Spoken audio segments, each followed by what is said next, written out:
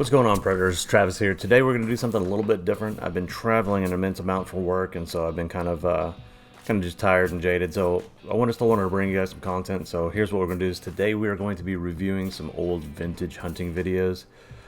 Two of these are a little bit more serious, but just the fact that they're filmed in 1959 and 1980 something, they're going to be.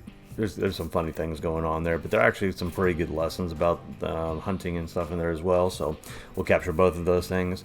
The final one is actually just, it's absolutely hilarious, so stay tuned for that, and we'll get into it. Before we get started, guys, I just wanted to thank you all for watching the video, liking it, and subscribing to the channel. It really helps. We're just having a good time here. We're doing gear reviews, doing obviously video reviews and stuff now, and we'll be doing some more hunting videos as the season comes up. Pretty soon coming up, we have turkey season. Be trying to do this with a bow and a shotgun. We'll see how that goes.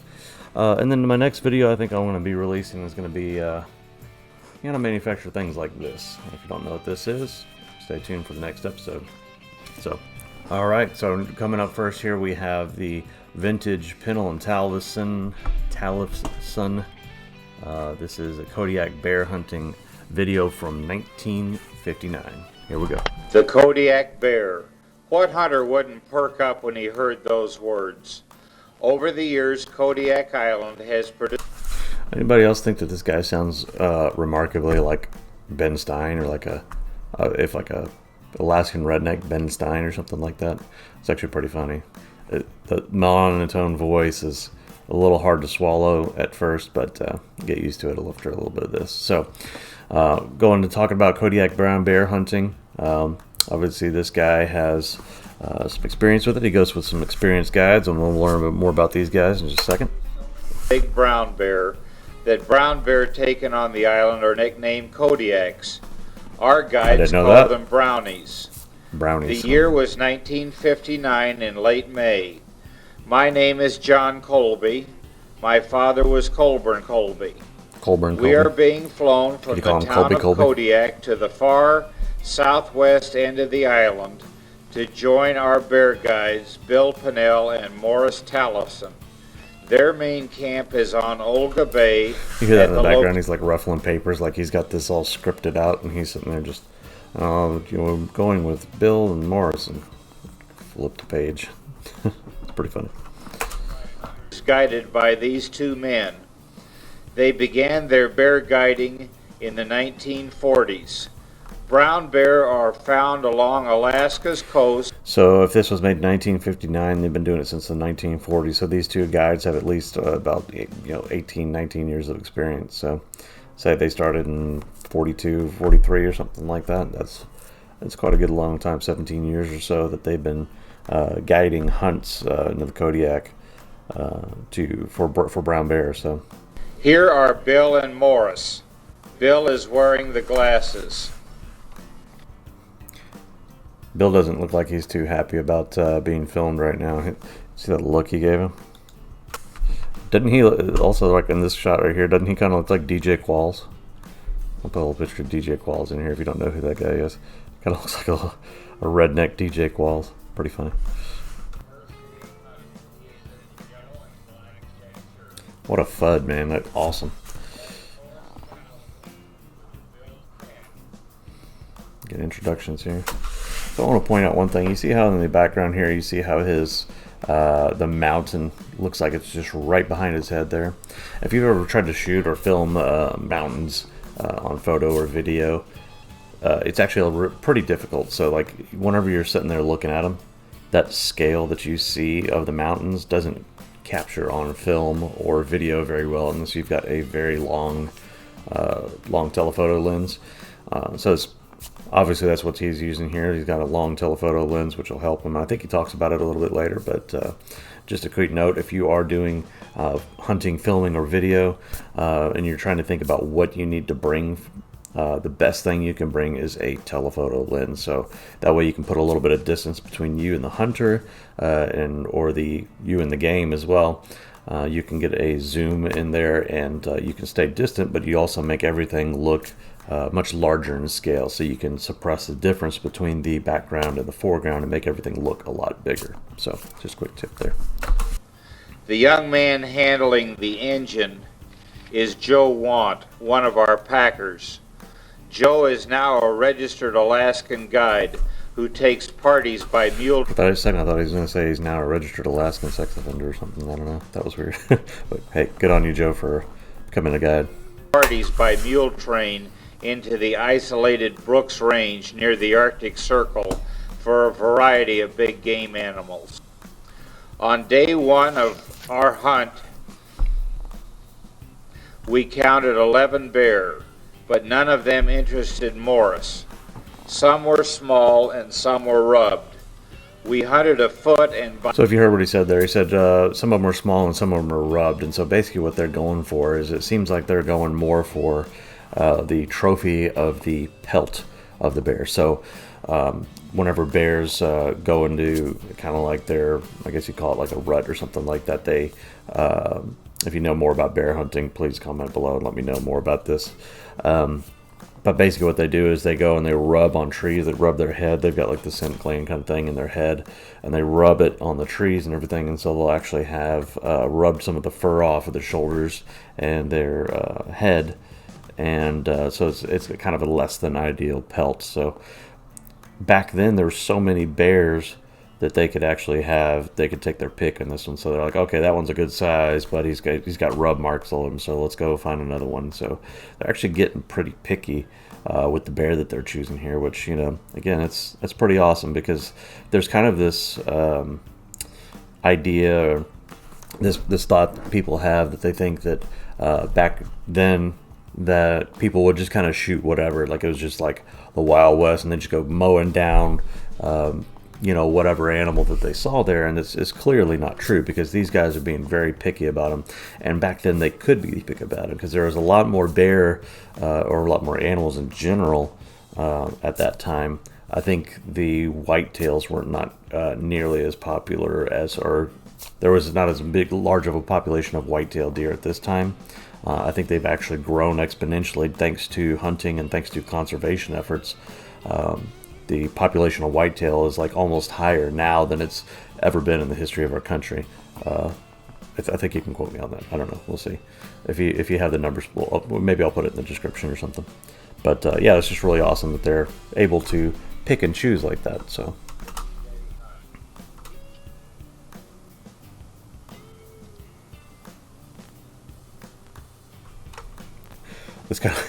This right here, this kind of looks like footage from like a what do you call it? Like a Sasquatch or a Bigfoot sighting or something here. Like, I think that's a bear. I'm not sure. It could be a buffalo. I don't know. It kind of looks like a Bigfoot. Here comes the female bear that my dad will take. This is on day 2. Our camera has a powerful 10-power telephoto lens, making this bear look pretty close. A big female. So it's got a 10-power telephoto lens. I don't know what that means exactly, because what is it starting at, right? Is it starting at 20 millimeters? Is it starting at 10 millimeters? So if you got a 10 millimeter 10 power, right, then it's, you know, going to be quite a bit less than a 20 power 20x. So yeah, just keep that in mind.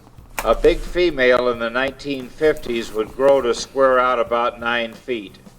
That's a big bear. Very few male brown bear in those days would square out around 11 feet.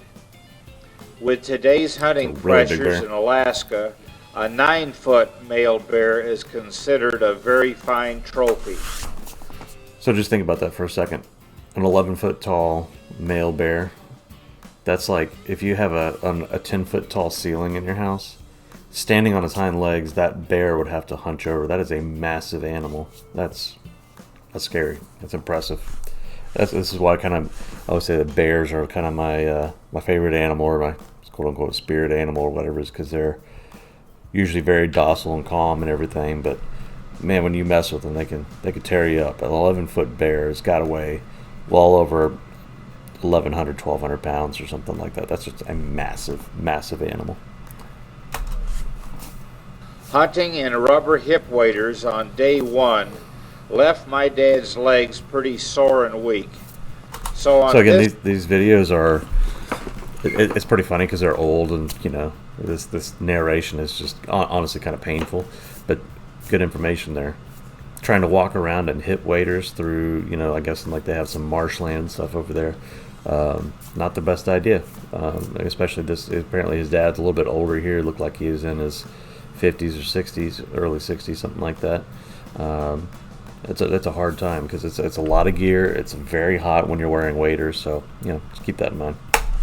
Dad and I each took our bears using scope-sighted 30-06 rifles. So 30-06 is an interesting choice, and you're going to hear in a minute. He talks about the distance that he shot him at. So the 30-06 versus a lot of the rounds that are more commonly used today, 30-06 has been around just for forever, and it's kind of like the basis for things like a 308 and Creedmoors and things like that. But the 30-06 has a lot of powder behind it, you know, and so it's moving fast, but it still has, being that it's such a heavy bullet, you know, it has a very arced trajectory. The ballistics aren't quite ideal on it. Well, they're pretty good, I gotta say. For hunting, it's an amazing hunting round. You can put just about anything. If you can put on a Kodiak bear on the ground with a 30-06, you can pretty much put just about anything on the ground with a 30-06. About the only thing you might have trouble with the 30-06 is like a water buffalo or something. I don't know. But anyways, interesting choice around here. He's got a pretty far shot later on. I think it's up to like over 300 yards. So good shot, man. That's a 30-06. Firing 180 grain That's a big custom bullet. Loaded Nosler partition bullets. Been around for a while. That right there is like the definition of a FUD. Like that looks like Elmer Fudd right there with the hat with the flaps. He's got the plaid on with the suspenders, and only thing he's missing is the jacket. So I gotta look this up real quick. Hang on. Okay, Elmer Fudd. Who's dead? Elmer Fudd. Who's dead? I think there might be a family resemblance. Scope to view my bear. Daryl Farman is beside him. The bear is bedding down on a mountainside directly behind the Packer's head right there, some 2 miles distance. Here I am reenacting the shots that took my bear. So this man actually, not only did he waste 2 bullets reenacting the shots that took his bear, but here he is telling you that I reenacted the shots that took my bear. Like, I think it would have been more left a little bit of mystique in there if he had just shown him shooting the rifle, you know, a couple times, and then just left it at that. So it's funny whenever you're seeing a lot of these hunting videos and stuff today, because people will, you know, we deliberately do things to kind of set the stage to to basically make the video more interesting to watch, you know. And if you just said, hey, I shot the deer or I shot the bear, you know, it wouldn't be as cool. So he refilmed it in order for him to make it look like you know, he or I guess to show him shooting it, you know, it shows a little bit more action there. But what's funny is, you know, whenever you're trying to film yourself hunting and you set the camera up and you like walk past the camera, and like then you show a shot of you walking away from the camera, and then you stop, and then you have to come back to the camera to pick it up. It's funny, man. Caitlin Moss did a really good video about this, and she's kind of making fun of the way we have to do things in hunting and self-filming and hunting, and so it's pretty good stuff. My first shot goes into his lungs and shoulders. Impact. He spins around 3 times but won't go down. Shot 2 misses through the alders. I like it. Shot 3. Okay, I don't know what that is in the background. Maybe you can see that right there.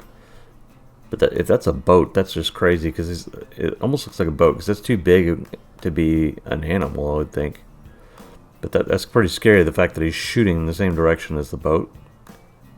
But anyways, I don't know. His left shoulder, and he is still not completely down. Shot 4 breaks the old bear's neck, and he tumbles down the hillside, coming to rest at the edge of Red Lake. Big bear.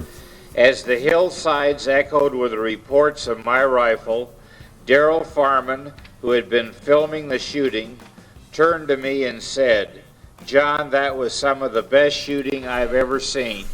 So look at those massive paws, man. That bear's paw is about this big. I mean, that is a massive, massive animal. Gorgeous too. Look at that, like thick fur on there. That he's been hibernating for a while, I'm guessing, or fattening up to do it. So I'm not sure when bear season is on Kodiak Island, but that's a big animal. That range is nearly 300 yards. 300 yards, 30.6. That's pretty good. My rifle was zeroed at 250 yards. So in this video, we've got Bowhunting North America 1983. So we've got some really good, interesting stuff here. This is includes Fred Bear, who's kind of like known as the father of, or the one of the great entrepreneurs of modern bow hunting. And so this is great. This is from the North American Association of Hunter Safety Coordinators. It's just a little bit about bow hunting from 1983. This video has kind of this weird sound in the background. It's like it was converted from tape, obviously, so.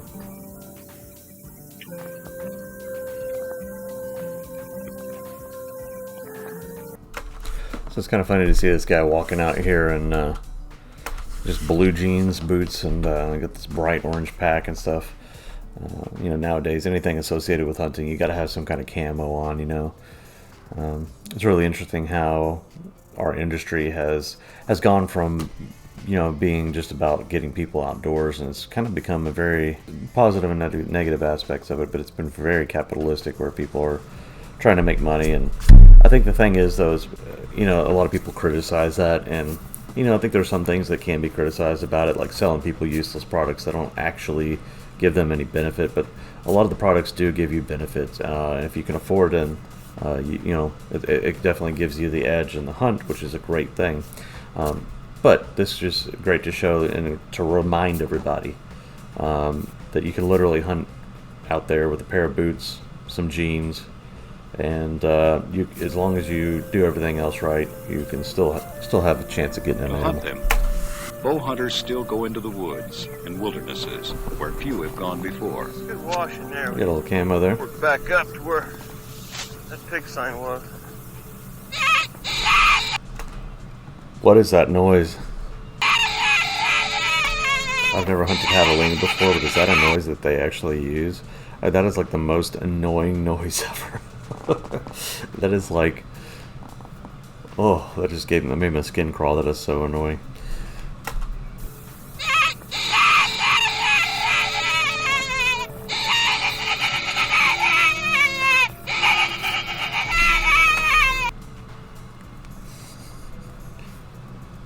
These and other reasons, there are more bow hunters today than at any time in history.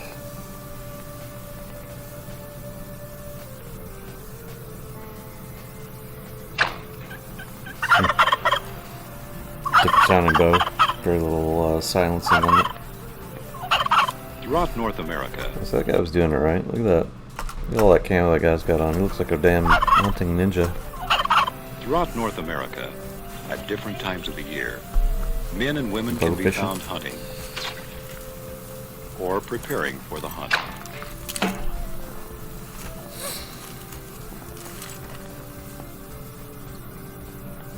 Don't ever buy arrows. Right there. Either feathers or plastic vanes where they're attached to the arrow straight. They have to be curved helical. You turn the arrow and it's like, otherwise your arrow will go down there very inaccurately. For these Great advice there is from Fred Bear. There we go. So what he's saying basically is that with a straight fletch on your arrow, it's not going to be as accurate or not going to be as capable of steering that arrow. But if you have a helical, or he calls it a helical, twist on that, it's going to make sure that it's bends the arrow and makes it more accurate. So great advice from Fred. Men and women, bow hunting is a sport that never grows old. The ever long outdoors Constantly teacher, holds out man. the promise of new challenges, new pleasures, and rewards. There's a lot of people in the world when you're out here all alone like this. It's pretty nice. Yeah. That's why That's why a lot of people go hunting. Is that there aren't a lot of people out there. So 6 or 8 feet, I think. So the true got another FUD, guys. Look at that hat. I bet he's an awesome guy, though. most accurate story of this ageless sport is best told in the words of those who love it. Best explained by the sights and sounds of bow hunting in North America.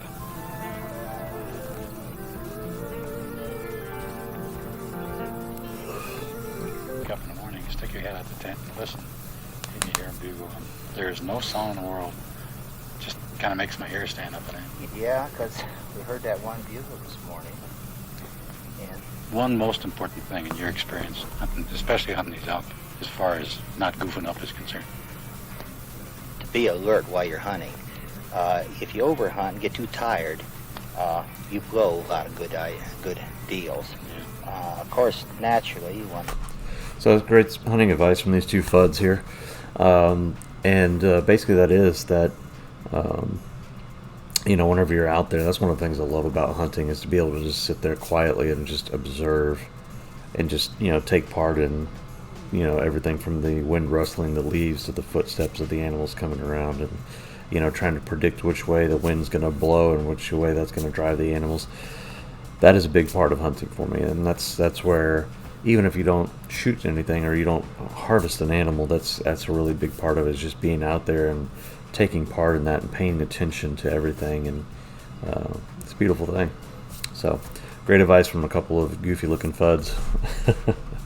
No, I'm just joking. They're probably amazing guys, so it's just funny. And if you do that, law of average will take care of you. That's right, the law of averages take care of you. You can't shoot anything from the couch, so the more you get out there, the better your odds are. It's just the opportunity to get into them and to kind of test your skill against stalking. No joke, that guy on the Usually, looks insects a lot best, like my grandfather. But That's that's funny. what it's really what it's about, the fun of it. And you get so close. I can remember 2-3 times I saw cows and calves. And the cows treat the calves just almost like humans. They get out of the line, they give them a kick, and you never would see that stuff if you're hunting with long range.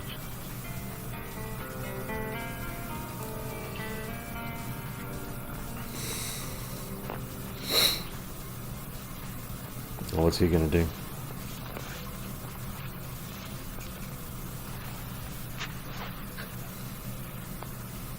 Pulling the call out of his pocket. It's an elk bugle.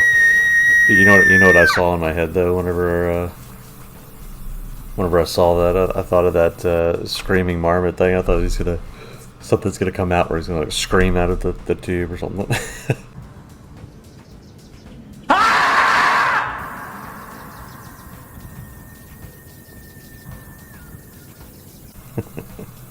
Shoot an arrow More Fred Bear advice. at a deer, let's say, or at anything, and you miss, it's dull, just simply because it hit some dirt.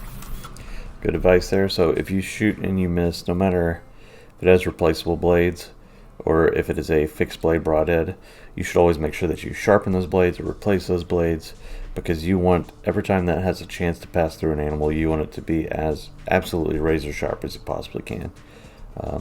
Again, that's not for you. It's not saying, oh, well, it'll still penetrate, it'll still hit the animal. No, this is you're trying to put this animal down. You want to make sure that it does it the best that it possibly can, so always make sure they're sharp. There's 2 ways to bring that edge up. You can do it with a file, like I have here. It's just a stroking operation. There's a lot of things in life that are just a stroking operation that, make things better. So on this type head are dubbed off to be a chisel point, so you don't want to have a long, slender, frail point on it. It has to be dubbed off a little, but they come like that. You can do it with a file. That's a really good point. I've seen a video, which maybe I'll do on a part 2 of this, where Ted Nugent was talking about that. He was talking about some of these guys that had given him some of these original broadheads that they had produced, and how it was very important to have a chisel point on it. So a chisel point is where it's kind of got a broader, flatter tip before it kind of goes into that taper of the broadhead. And what that does is if it's a long, narrow point like this, the chances of that breaking off at the tip are a lot higher. If that is a chisel point where it's got more of an edge like this, then that is going to do a couple things. One is it's going to help kind of wedge and force that bone out of the way. But the second thing is it's going to be a lot more durable. And you'll see that in just a second. When he shows this, where it's kind of like that bevel comes up one side and it comes up the other side, it kind of forms almost like a flat or chiseled tip there. So I'll show you that. Or there's a little sharpening device that's really easier and gives you a fine edge. It's known as a cut master. I wonder if this thing still exists. And it's like a knife sharpener that you have in your home. You just take a few strokes like that. See the shavings coming off? Let's see.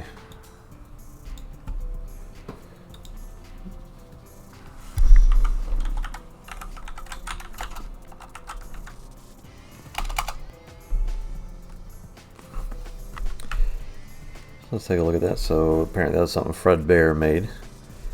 And so basically it just looks like a knife sharpener at home. It's just something very small you can keep in your pocket. That's actually really cool.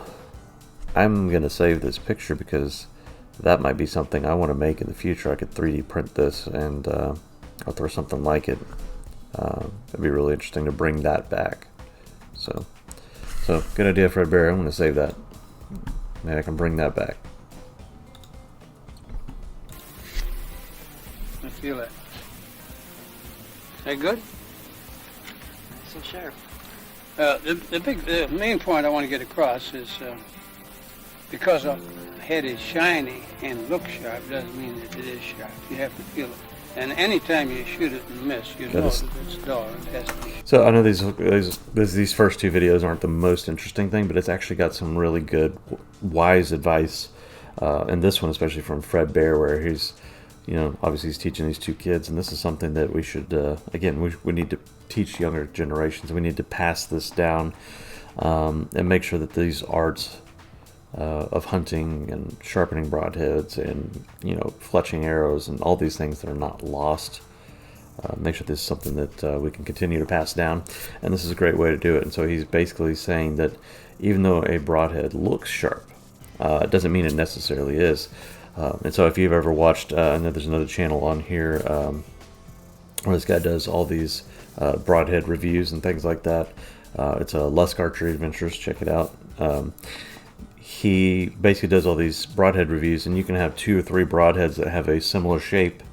They have a similar design, and they both look really sharp. But one of them will outpenetrate the other one, and it's more durable than the other one, and typically that's the sharper blade. So anyways, but check him out if you haven't yet. That's the most important thing in bowhunting. There are many different If you kinds shoot of and miss, heads you in the always market. assume that it's dull. This one has replaceable blades. You don't sharpen it. You put in new blades. It's important. So this is kind of what he was talking about this chisel tip. So you see here's the sharpened edge, single bevel broadhead here. It does have some bleeder blades in it as well. But you see a single blade there. And then right here at the tip, it's kind of actually flat here. It's not a super fine, sharp pointed tip. And this is actually a good thing because, again, that gets in there and it kind of wedges that bone. And it'll actually has the ability to split and crack bone as it penetrates. And that bevel on it, where it's kind of beveled on opposite sides here. So usually these will only be sharpened on this side here, and then on the opposite side, you see this side's not sharp right here. What that does is it creates a spinning motion as it hits the bone. It's going to continue to spin and push, and it can split that bone wide open as it passes through. In bowhunting, there are many different kinds of heads in the market. Holder, This one 4-blade has replacement. replaceable blades. You don't sharpen it. You put in new blades. It's important never to shoot an arrow at game with a dull head. And be careful when you change the blades that you don't cut yourself. So look at that right there. This is the cutting diameter of these broadheads that they had back then, and they don't have these mechanical blades. They don't have these wide sweeping 3-inch, 2-inch cuts and everything. But you know, they still put down many animals back in the day with that. So just keep that in mind. It is true that you know, you increase the larger the cut, you increase the odds of what's the word? You increase the odds of putting that animal down quicker and more ethically. But you also, with a lot of mechanical heads, you have the odds of just wounding the animal because it doesn't usually or doesn't always track straight through the animal. Most fixed blade broadheads, they will or much more reliably track straight through the animal, and so you know, it's great to, in my opinion, use a fixed blade if you can. I'm not against, especially for like whitetail and some smaller game animals, using a mechanical broadhead. If you choose to, that's fine, especially if you use it with a heavy arrow. But in my personal opinion, a light arrow with a mechanical blade is not always the best option. You need something to really drive that thing through. So, you know, that's for a topic for another day. One of the nice things about bow hunting is that you can enjoy your equipment the year round. Look at guys' camo pattern there. It's actually pretty nice. So even back then, like, a lot of these guys are wearing camo. It looks like it was a spin off of kind of a multicam military camo, but looks good. I like the There's pattern. small game to hunt. There is bow fishing. Seeing these patterns, like I say, it makes me want to make my own. Like I've kind of been researching camouflage patterns for a while, and why different companies do the things that they do in camo patterns, and what works and what's just a gimmick. Because eventually I want to design my own camo pattern. So if there's anybody else that's tried that out there and looking for somebody to collaborate with, just let me know. Or maybe it's just some competition among your friends. This should be done before the hunting season opens, is to get permission from the property owner. So this is kind of interesting because, you know, a lot of people today, especially I know here in Texas, that's not something they really mull over. They're like, okay, well, I've got public hunting land way up here on the north side. I got this over here, but there's not a lot of public hunting land in Texas. They say, oh, it's like 98% privately owned and all that, and it's partially true. We do have, you know, the whole Sam Houston National Forest, the Angelina National Forest. We got a lot of national forests here, like on the north side of Houston, between here and Dallas, and some places down in South Texas. And we do have quite a bit of public hunting land. It's just not necessarily as big as the state of Texas is. It's not nearly as much as you'd think. That being said, though, you can also hunt on private property as long as you have permission. So if you see a lot and you're looking on the maps and you're like, hey, that looks like a great piece of land to hunt. I mean, a lot of times it doesn't hurt to contact the landowner and just see if you can get permission. It's not hard. I think people have lost that social skills back in these days, you know, 1980s. This was made 2 years before I was born. But back in this day, you didn't have a problem going up to your neighbor and be like, hey, you know, Roger, do you mind if I come hunt on your piece of land? And so I think a lot of people have lost that these days, that they scared to ask for permission, or they don't want the social anxiety or contact or whatever. But great way to find a great piece of hunting land. If you know that, you know, your neighbor or you know somebody else in this area that maybe they don't hunt, they're just a farmer, or it's a piece of logging land. Sometimes you can even ask companies like, hey, do you mind if I come hunt on your land? And you'd be really surprised who will give you permission to hunt on their land, even if you know, it's not their land to hunt. So keep that in mind. Where you want to hunt. Most people don't mind having hunters on that note as well, I use the Hunt Stand app, and it has, especially if you pay for the, I think the yearly subscription fee for the premium is like $24.95 a year or something like that, or $24.99 a year.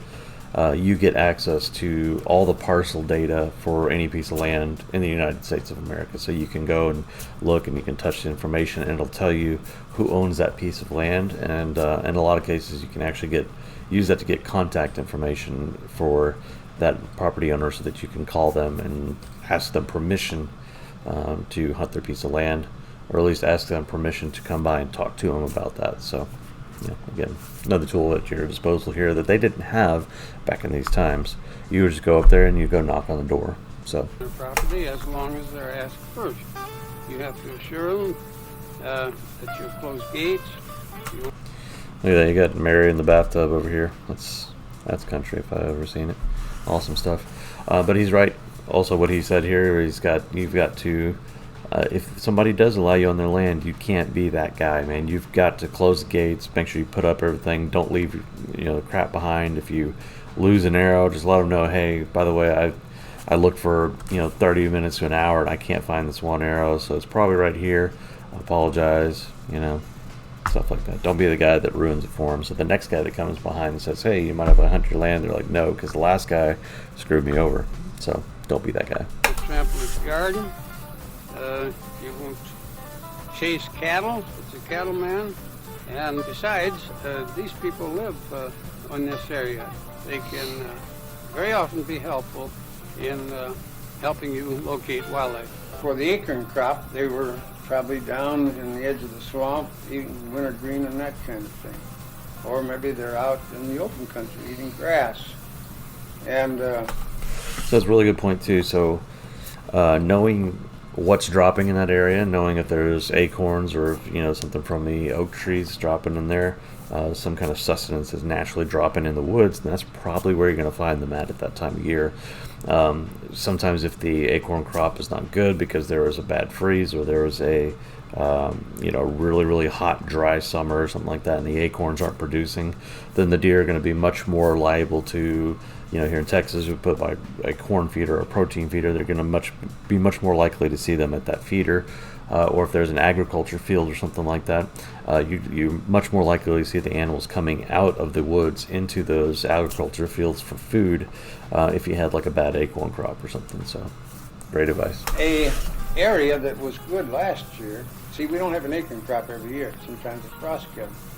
Well, if you had good acorn crop last year and you found a real good place, a good lively runway, and shot a deer there, and you go back there this year thinking everything's going to be the same, that's a bad mistake. You've got to go back there and see if the runways have fresh tracks on. Alright, so our last video is going to be, the first two videos were really good about hunting and giving educational things and hunter safety. The last one here, though, is just pure memes. I mean, it is absolutely hilarious. I don't even know what to say about it. I watched a little bit of this ahead of time just so I could see if this was going to be something that I wanted to do a video on, and oh my god, this is great. So this is an out-of-state guide to deer hunting in Vermont.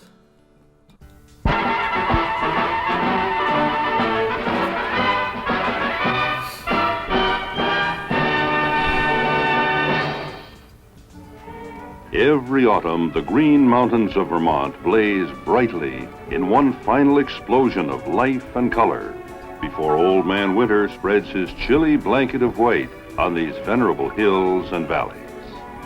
Autumn also signals the approach of hunting season, when sportsmen from all over the Northeast converge on this tiny rural state. For 2 weeks, the highways of Vermont are jammed with cars bearing hunters from our nation's largest cities, all eager to bag the grandest prize these hills have to offer, the elusive white-tailed buck.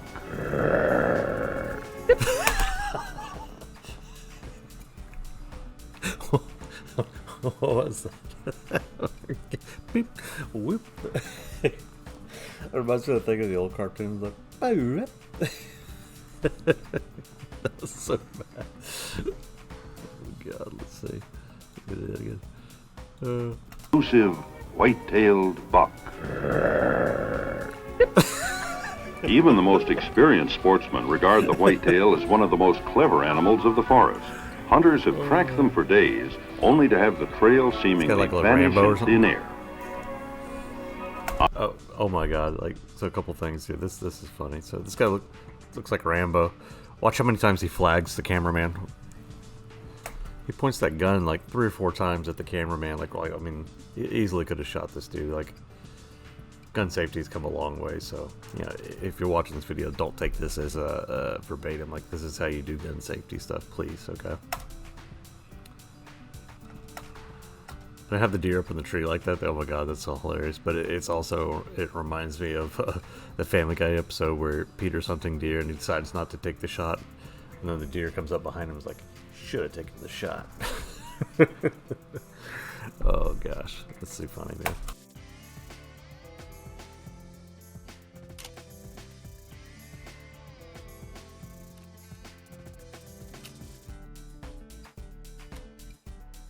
Should have taken the shot, fat ass. On your first visit to Vermont, you may find it a little difficult to get used to the quiet, natural beauty. You may also find it hard to get to know the natives. To many, they seem tight-lipped. Did he just moo like a cow? Was that a thing that he just did? I think he's like grumbling or something. This is like, it's supposed to be a like out-of-state person's guide to hunting in Vermont, and it's talking about the natives like they're these grumpy assholes. Like, oh, this is just so bad, man. Smile a little bit, come on. The truth is that Vermonters are really quite congenial and enjoy the opportunity to meet some of their city cousins. This is my friend Larry over here. I want you to meet my friend Larry. You want to do something hunting up there this year? The guy's like a used car salesman. He's like, hey, yeah, got a car for you. Yeah, $24.99.99. Yeah, we'll get you into this car today. Just just sign this piece of paper and we'll be all right. Like, he would not blend in well. And I don't care if it's in Vermont. He's still not gonna. Things aren't gonna go very well for him over there. Back up there. All right. Hey. It's like the Fonzie or something like that. What's this clown? Well, you take that for the wife and kid now, okay? And you just take care. Take care. It's like you give him a dirty napkin or something. Yes, Vermonters are a happy, healthy people. Bunch of dirty rednecks to me. No offense.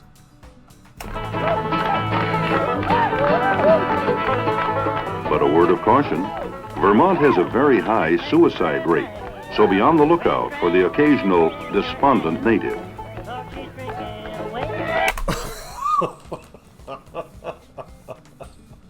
No.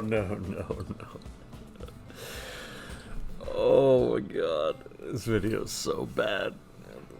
Is he literally going to commit suicide by putting antlers on a target on his back?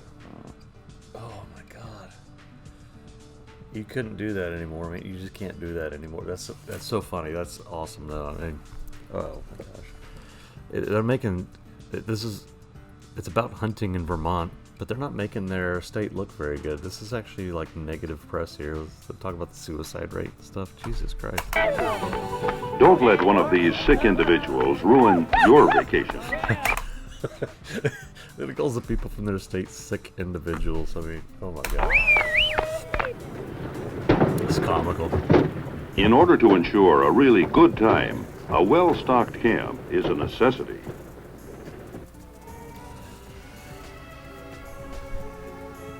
The wise hunter knows the value of warm clothing. Remember that layers can be peeled off, but you can't add on what you didn't bring. It looks like one of those, like either Quasimodo or it looks like one of those like Superman Halloween costumes that have the fake muscles on them. What's that dude? American technology has come a long way since the introduction of electric socks.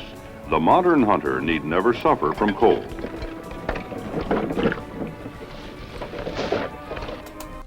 Alright guys, who is that? Is that y'all? Do y'all do that? Are y'all that guy bringing freaking sealed lead acid batteries to power your stuff into the woods? Here's my thing is, I'm really awesome. I think a lot of the upgrades that we've gotten to hunting, you know, with the technology and things like that is actually a really good thing because it makes hunting more comfortable. In a lot of cases it can make, with our, you know, arrows and our rifles and everything, it can make it more lethal for the animal, which is what we want. We want a nice clean kill. But I think whenever it comes to a lot of like the creature comforts that we try to bring with us in the woods, like these heated vests with extra battery packs and, you know, all these different things, I think that, you know, you'd be much better suited to learn some survival skills and some things like that so that you don't have to rely on a lot of these things just to go out into the woods, you know. I mean, I can understand bringing a couple things, you know. I mean, a heated vest is fine, whatever. But if it gets to the point where you're dragging a sled full of batteries with you, you know you're doing something wrong. Okay, enjoy the woods as it's meant to be. Don't have a backpack full of all these different types of gear and stuff like that that you're never going to use. I mean, I can understand if you're filming the hunt because you need, you know, a camera, you need a tripod, and stuff like that. But when you start getting too complex with it, I think that's when you take away from the experience of the outdoors. So, before we go on the hunt, here are a few safety tips.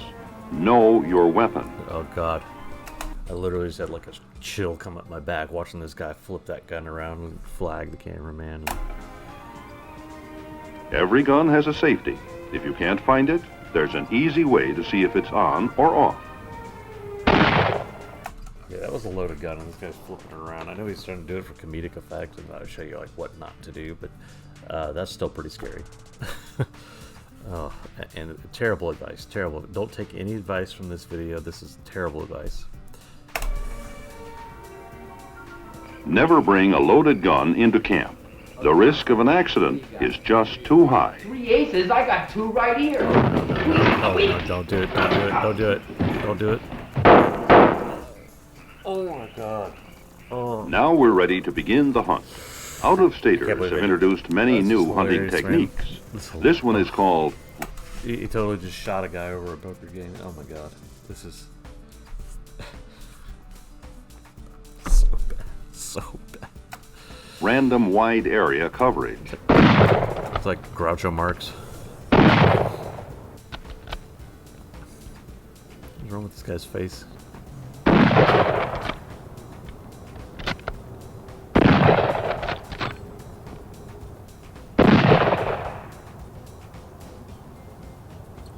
After all, you know that deer are in there, so why bother entering the woods? Like fishing, if one area doesn't produce, simply move on to another. No.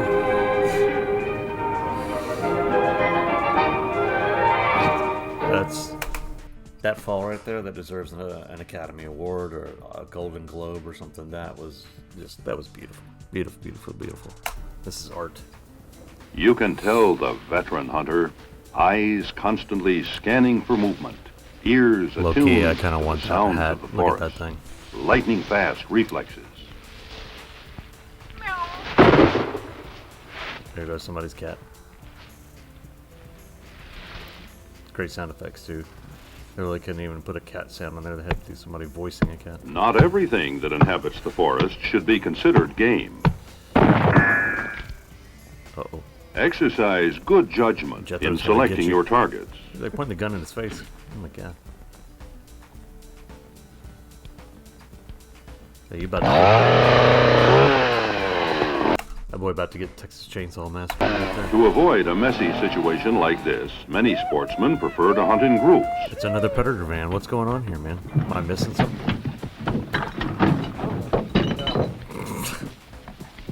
This party from Passaic, New Jersey, has adopted the random wide area coverage method to suit their group style approach. I'm done, y'all. So even filming this, if they're actually shooting, it looks like they're shooting real rounds here, and so this was so dangerous, and it's like, I mean, you could take your own responsibility and stuff like that, but it just makes me cringe seeing this. And it's just interesting to see the world that we live in now versus the world that we used to have here, where gun safety was all relative. And I mean, even if this were like today, if this was a prop, these are all props and they're on a movie set, you'd still have like more safety measures than what I'm sure what these guys are taking here. Funny though, very funny. Now it's time to actually enter the woods. What trophies have their efforts produced? A 200-pound buck? Perhaps even a bear? Well, Nice. So, funny story. If you go back and you watch, I have this video where I was shooting 100 yards with my bow, you know, with no peep sight. And I had a happy little accident, I guess I'd say. So I was shooting basically 100 yards, and I was trying to sight in the sight on my bow first. And while I was getting it set up there, I had a few shots that landed in front of the target by a few yards, you know, so I was a few yards short of the target. And I was going and pulling those arrows out of the grass after I was done shooting, and what was hilarious was I actually had a snake. I hit a snake. Unintentional, but it kind of happened. Let's take a look. So look, I just dug this out of the grass. You can see that channel that it came out of. It was dug in there. And look at this. I ended up happening to shoot a snake. See if I can get that to focus. I just so happened to shoot a snake here. And pierced it with the arrow, I mean, perfectly, like right in the middle of its abdomen. So I feel this guy right there. Like I said, I hit the shot. I didn't even mean to. I pulled the arrow out, and there's a snake attached to it. It actually kind of scared me at first. But anyways, I'll show you a picture of that. That was pretty funny, actually, that I got that. Not every animal is suitable for mounting. But remember, it's the thrill of the hunt that counts.